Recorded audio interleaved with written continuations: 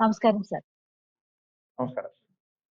ഈ ഹരിപ്രസാദ്, നമ്മൾ ഈ മലയാള മാധ്യമ പ്രവർത്തകരുടെ ഇരട്ടത്താപ്പ് നിരന്തരം ചർച്ചകളിൽ നിറയാറുള്ളതാണ്, അല്ലെങ്കിൽ പൊതുസമൂഹം അത് ചർച്ച ചെയ്യുന്നതാണ്. എല്ലാ വിഷയത്തിലും ജഡ്ജിമാരാണ് വന്ന് മാധ്യമ പ്രവർത്തകർ. പക്ഷെ അവരെപ്പോഴും ഒരു പക്ഷത്തേക്ക് മാത്രം ജാമ്യം നിന്നുകൊണ്ടാണ് ഇപ്പോൾ വാർത്തകൾ കൊടുക്കുന്നത്. കേരളത്തിൽ മാത്രം കണ്ടുവരുന്ന ഒരു ഒരു കാര്യമാണ്. എങ്ങനെ നോക്കിക്കാണുന്നു? ചില ഉദാഹരണങ്ങളും പറയാനുണ്ട് എന്നറിയാം. എന്താണ് താങ്കൾക്ക് ഈ ഒരു വിഷയത്തിൽ പറയാനുള്ളത്? നമ്മള് സോഷ്യൽ മീഡിയയുടെ ഭാഷയിൽ മാപ്രകൾ എന്നാണ് വിളിക്കുന്നത് ഇപ്പോഴത്തെ. നമ്മള് ഈ ജനാധിപത്യത്തെ സംബന്ധിച്ചിട്ട്, പ്രത്യേകിച്ച് ഇന്ത്യൻ മറ്റേ ഡെമോഗ്രാഫിക്കില് നാലാമത്തെ ഡെമോക്രസിയുടെ നാലാമത്തെ പില്ലറായിട്ടാണ് നമ്മൾ ഈ മാധ്യമങ്ങളെ പൊതുവിൽ കാണുന്നത്. അപ്പൊ അതില് മാധ്യമത്തിന് അത്രയും അധികം പ്രാധാന്യം നമ്മളുടെ ഈ ജനാധിപത്യ വ്യവസ്ഥയിൽ കൊടുത്തിട്ടുണ്ട്.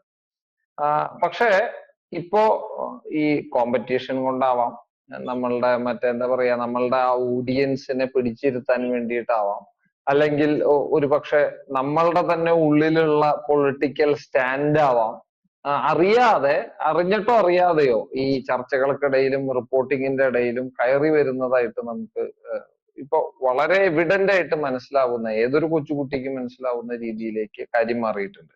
അതിനൊരു രണ്ട് ഉദാഹരണം ഞാൻ ചൂണ്ടിക്കാണിക്കാം ഈ ഒരു അവസരത്തിൽ. കഴിഞ്ഞ ദിവസം മീഡിയ വണ്ണില് ശ്രീമാൻ നിഷാദ് റാവുത്തർ നയിച്ച ഒരു ചർച്ച. ആ ചർച്ചയിൽ എനിക്ക് തോന്നുന്നത് ഇടതുപക്ഷത്തിന്റെ പ്രതിനിധിയായിട്ടുണ്ടായിരുന്നത് ശ്രീമാൻ അരുൺകുമാറാണ്, അഡ്വക്കേറ്റ് അരുൺകുമാർ.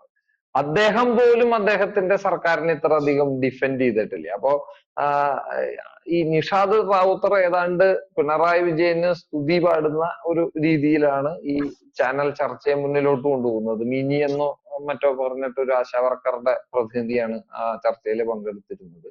അവരൊന്നും ഒരു കാര്യം പോലും പറയാൻ സമ്മതിക്കാതെ അദ്ദേഹം ശരിക്കും പറഞ്ഞാൽ ഉറഞ്ഞു തുള്ളുകയായിരുന്നു എന്നൊക്കെ വേണമെങ്കിൽ നമുക്ക് പറയാം.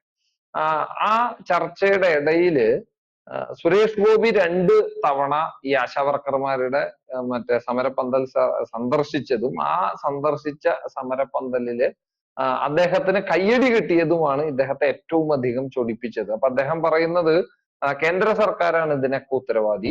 അപ്പൊ ഈ കേന്ദ്ര സർക്കാർ 100 കോടി രൂപ തടഞ്ഞു വെച്ചു, കേന്ദ്ര സർക്കാർ കാശ് കൊടുക്കുന്നില്ല, കേന്ദ്രത്തിന്റെ പദ്ധതിയാണ് തുടങ്ങിയിട്ടുള്ള കാര്യങ്ങളൊക്കെ ചൂണ്ടിക്കാണിച്ച് നിങ്ങളുടെ എല്ലാ പ്രശ്നത്തിനും കാരണക്കാരായിട്ടുള്ള കേന്ദ്ര സർക്കാരിന്റെ ഒരു പ്രതിനിധി അവിടെ വന്നിട്ട് ഈ സമരത്തിന്റെ കുന്തമുന സംസ്ഥാന സർക്കാരിന്റെ നേരെ തിരിച്ചുവിടാനായിട്ട് നിങ്ങൾ അതിന് കൂട്ടുനിന്നു, അല്ലെങ്കിൽ കേന്ദ്രത്തിനോട് മൃദു സമീപനം കാഴ്ച വെക്കുന്നു എന്നുള്ളതായിരുന്നു അദ്ദേഹത്തിന്റെ ഏറ്റവും വലിയ കൺസേൺ.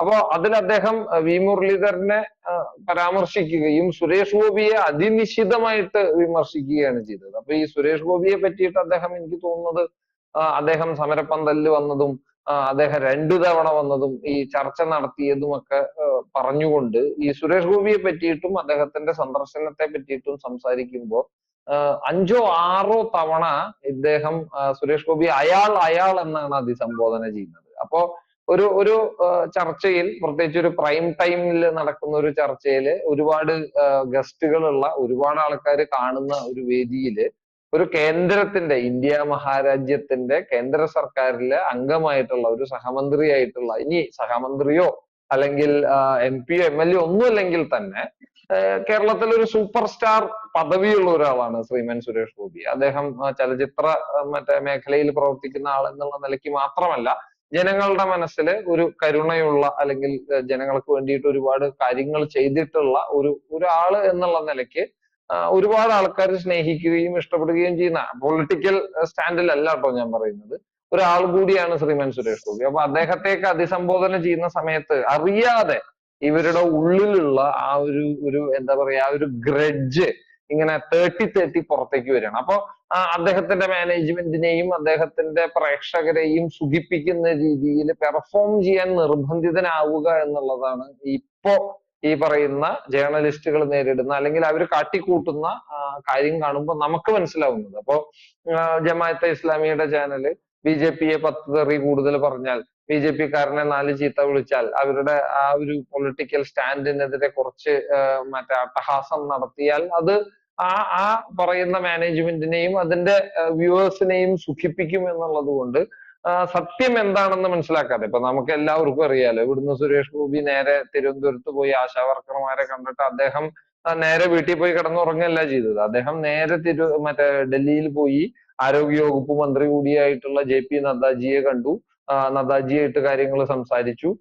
സംസാരിച്ചതിന് ശേഷം ഈ പ്രശ്നം അദ്ദേഹത്തിന്റെ ശ്രദ്ധയിൽ കൊണ്ടുവരികയും കേരളത്തിലെ ഇവിടത്തെ സർക്കാരും ഈ പറയുന്ന മാധ്യമങ്ങളും പറഞ്ഞുണ്ടാക്കുന്നത് പോലെ എന്തെങ്കിലും ഡ്യൂ ഉണ്ടോ, ഉണ്ടെങ്കിൽ 100 കോടി ഉണ്ടെങ്കിൽ അത് റിലീസ് ചെയ്യിപ്പിക്കേണ്ടതായിട്ടുള്ള നടപടികൾ കൈക്കൊള്ളണം എന്നൊക്കെയുള്ള രീതിയിൽ ഇടപെടൽ നടത്തുകയാണ് ചെയ്തത്. അല്ലാതെ അവിടെ പോയി കൊട പിടിച്ച് മറ്റേ ഗോപിനാഥിന്റെ ഭാഷയിൽ പറഞ്ഞാൽ ഉമ്മ കൊടുക്കാൻ ശ്രമിച്ച് തിരിച്ചു പോയ ആളല്ല സുരേഷ് ഗോപി. അദ്ദേഹം കൃത്യമായിട്ടുള്ള ഇടപെടൽ നടത്താൻ ശ്രമിക്കുകയാണ് ചെയ്തത്. പക്ഷേ അതിനെ പോലും നെഗറ്റീവ് ആംഗിളിൽ പ്രസന്റ് ചെയ്യുക എന്നുള്ളതാണ് ഇവര്. അത്തരത്തിലാണ് ഇവിടുത്തെ മാധ്യമ പ്രവർത്തകരുടെ ഒരു ശൈലി പോകുന്നത്. രണ്ടാമത്തെ ഉദാഹരണം ശ്രീമതി സിന്ധു സൂര്യകുമാറിൻ്റെതാണ്. സിന്ധു സൂര്യകുമാർ കേരളത്തിലെ തന്നെ ഏറ്റവും സീനിയർ ആയിട്ടുള്ള ഒരു ജേർണലിസ്റ്റ് ആണ്. അവര് എനിക്ക് തോന്നുന്നത് ഏഷ്യാനെറ്റിൽ ഒരു 2 പതിറ്റാണ്ട് കാലത്തെ സേവന പാരമ്പര്യമുള്ള ഒരു സീനിയർ ജേർണലിസ്റ്റ് ആണ്.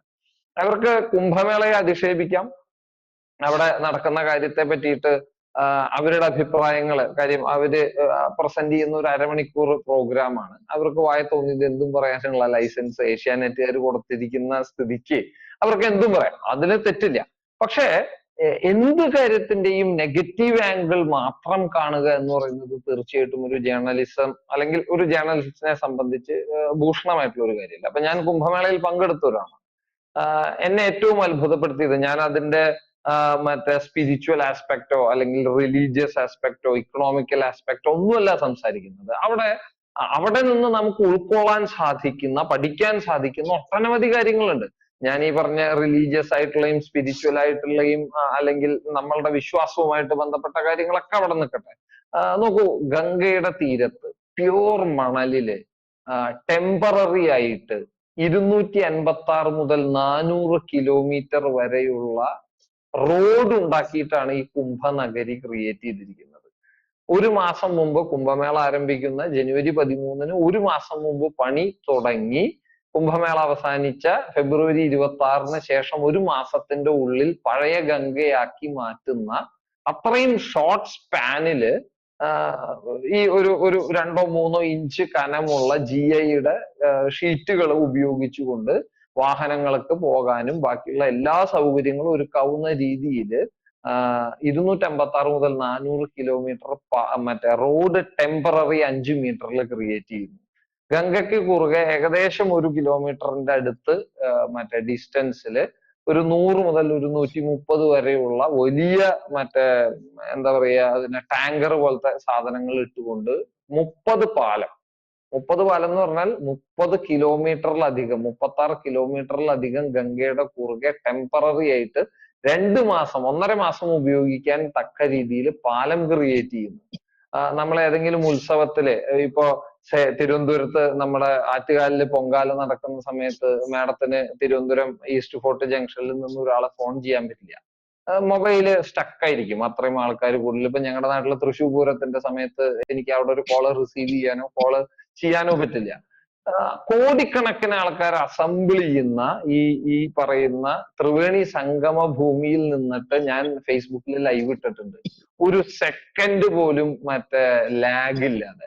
അപ്പൊ അത്തരത്തില് അവിടെ അത്രയും അധികം ആൾക്കാർ വരുമ്പോ ആ മൊബൈൽ നെറ്റ്വർക്കിന് ഒരു ജാം പോലും ഇല്ലാതെ വളരെ കൃത്യമായിട്ട് ഈ പറയുന്ന സംവിധാനം ഏർപ്പെടുത്താൻ അവർക്ക് സാധിച്ചിട്ടുണ്ട്. അവിടെ ടെമ്പററി ആയിട്ടാണ് ഏകദേശം ഈ ത്രിവേണി സംഘ് ഘട്ട് എന്ന് പറയുന്ന സ്ഥലത്ത് മാത്രം 1200 ശിഷ്ടം ലൈറ്റ് ആണ്, ലാമ്പ് പോസ്റ്റ് ആണ് അവര് ടെമ്പററി ആയിട്ട് ഉണ്ടാക്കിയിട്ടുള്ളത്. ട്രാൻസ്ഫോമേഴ്സ്, അങ്ങനെ ലൈൻസ്, ഈ ഇത്തരത്തിലുള്ള ഒരുപാട് പോസിറ്റീവ് ഫാക്ടറുകൾ അവിടെ ഉണ്ട്. അവിടുത്തെ ഇക്കണോമിക്കൽ ആയിട്ടുള്ള ഫാക്ടേഴ്സ് ഉണ്ട്. ഇതിനെ പറ്റി ഒന്നും പറയാതെ പ്യൂർ ആയിട്ട് അതിനെ അടച്ചാക്ഷേപിക്കുക എന്നുള്ള ഒരു രീതി പിന്തുടരുമ്പോൾ തീർച്ചയായിട്ടും ഇവരെ മാപ്രകൾ എന്ന് വിളിച്ച ആൾക്കാർ കളിയാക്കുന്നതിൽ യാതൊരു തരത്തിലുള്ള മറ്റേ സങ്കടവും തോന്നേണ്ട കാര്യമില്ല. ഇപ്പൊ തീർച്ചയായിട്ടും നമ്മുടെ ഇവിടുത്തെ ജേർണലിസ്റ്റുകൾ പ്രത്യേകിച്ചും മറ്റേ ഇത് ഒരു പ്രൊഫഷനായിട്ട് കൊണ്ടുപോകുന്ന ആൾക്കാര് ഒരു വൺ സൈഡഡ് ആയിട്ട് അവരുടെ ഓഡിയൻസിനെയും അവരുടെ മാനേജ്മെന്റിനെയും സുഖിപ്പിക്കുന്ന ഒരു സോപ്പിടൽ ചടങ്ങായിട്ട് അവരുടെ ജേർണലിസത്തെ മാറ്റിയിട്ടുണ്ട് എന്നുള്ളത് വളരെ എവിഡന്റ് ആയിട്ടുള്ള കാര്യമാണ്. അപ്പൊ അതുകൊണ്ട് അത് തീർച്ചയായിട്ടും ഒരു ജനാധിപത്യ സംവിധാനത്തിലെ ഒരു ഇന്ത്യയെ പോലെയുള്ള ലോകത്തെ ഏറ്റവും വലിയ മറ്റേ എന്താ പറയാ ജനാധിപത്യ രാജ്യമെന്ന് വിശ്വസിക്കുകയും പറയുകയും അതിന്റെ നാലാമത്തെ പില്ലറായിട്ട് നമ്മൾ മാധ്യമ സുഹൃത്തുക്കളെയും മാധ്യമ പ്രവർത്തനത്തെയും കണക്കാക്കുമ്പോൾ അതൊരിക്കലും ഇത്തരത്തിലുള്ള പ്രവൃത്തി അവർക്ക് ഭൂഷണമല്ല എന്ന് തന്നെയാണ് എൻ്റെ അഭിപ്രായം. കൂടുതൽ വാർത്തകളും വിശേഷങ്ങളും നിങ്ങളിലേക്ക് എത്താൻ ABC മലയാളം സബ്സ്ക്രൈബ് ചെയ്യുക, ബെൽ ബട്ടണും അമർത്തുക.